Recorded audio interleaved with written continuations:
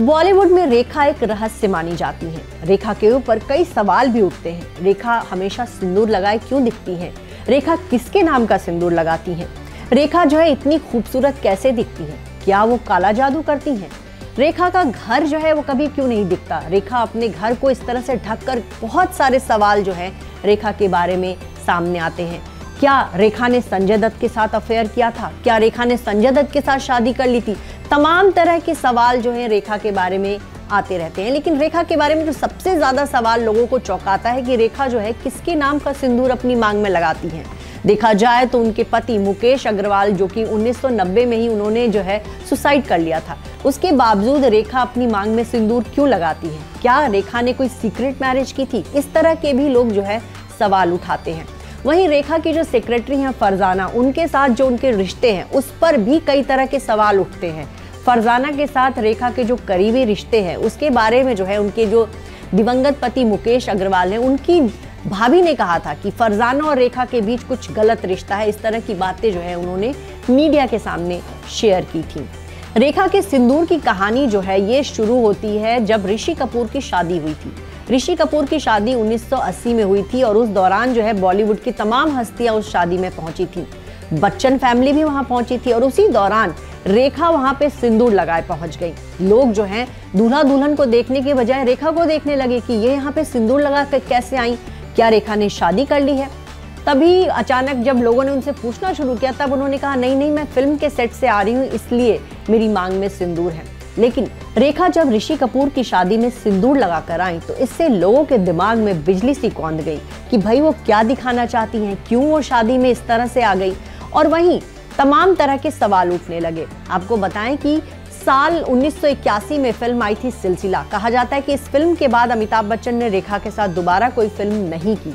लेकिन रेखा उस दौरान जो है मीडिया को काफी सारे इंटरव्यूज दिया करती थी। वो अपने इंटरव्यूज में कहती थी कि वो जो है अमिताभ बच्चन से प्यार करती हैं, अमिताभ बच्चन भी उनसे प्यार करते हैं, लेकिन अपने माता पिता और अपने परिवार की परवाह करते हुए अमिताभ बच्चन इस रिश्ते को नहीं कबूल रहे, उनसे शादी नहीं कर रहे।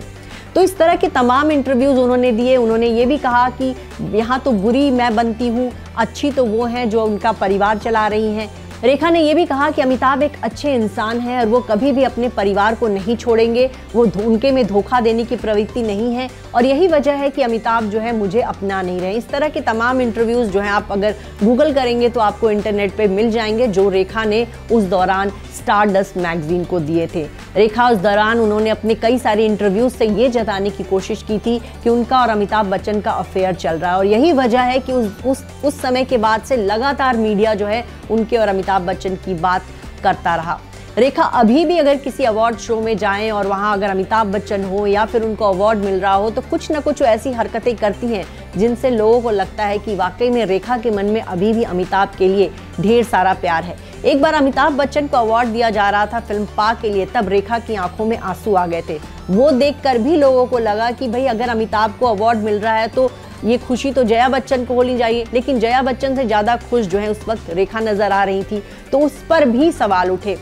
आज के दिनों में रेखा जो है अभी 67 इयर्स की हो चुकी है, लेकिन अभी भी वो किसी भी फंक्शन में जाती हैं कांजीवरम साड़ी, बालों में गजरा, मांग में सिंदूर लगाकर, बिंदी लगाकर जाती हैं। तो लोग जो है उनका ये हुलिया देखकर चौंक जाते हैं कि उनके दौर की जो तमाम एक्ट्रेसेस हैं, आप जया बच्चन को देख लीजिए, वो कितनी सादगी से रहती हैं, आप नीतू सिंह को देख लीजिए, उस दौर की तमाम एक्ट्रेसेस को देखिए तो अलग लुक में लगती, लेकिन रेखा का जो लुक होता है कि वो नई नवेली हीरोइंस को भी मात देती हैं अपने लुक से। तो कहीं ना कहीं रेखा जो है अपने आप में जानबूझकर वो ऐसी बातें क्रिएट करती हैं अपने इर्द गिर्द कि लोग जो है उनके बारे में बात करते हैं। आपको ये बताएं कि रेखा का नाम बॉलीवुड में सिर्फ अमिताभ बच्चन के साथ नहीं जुड़ा, उनका नाम अक्षय कुमार, संजय दत्त, राज बब्बर, जितेंद्र, राज किरण, विनोद मेहरा, जितनी बहुत लंबी लिस्ट है जितने एक्टर्स के साथ उनका नाम जुड़ा, लेकिन सबसे ज्यादा चर्चा जो है उनके और अमिताभ बच्चन के बारे में हुई। रेखा को यह भी कहा गया कि रेखा ने जो है विनोद मेहरा से शादी कर ली थी, लेकिन विनोद मेहरा की मां को रिश्ता मंजूर नहीं था। जब वो अपनी रेखा को लेकर के जब वो अपने घर गए तो उनकी मां ने जो है रेखा को चप्पल लेकर दौड़ा दिया था। इसके अलावा 1989 में उन्होंने जो है दिल्ली के बिजनेसमैन मुकेश अग्रवाल से शादी की थी। ये शादी भी 6 महीने बाद खत्म हो गई और उसके कुछ दिन बाद ही मुकेश अग्रवाल ने जो है फांसी लगाकर आत्महत्या कर ली थी। रेखा उस समय विदेश में थी और उन्होंने अपने पति के अंतिम दर्शन तक नहीं किए थे, उनके अंतिम संस्कार तक में नहीं पहुंची थी।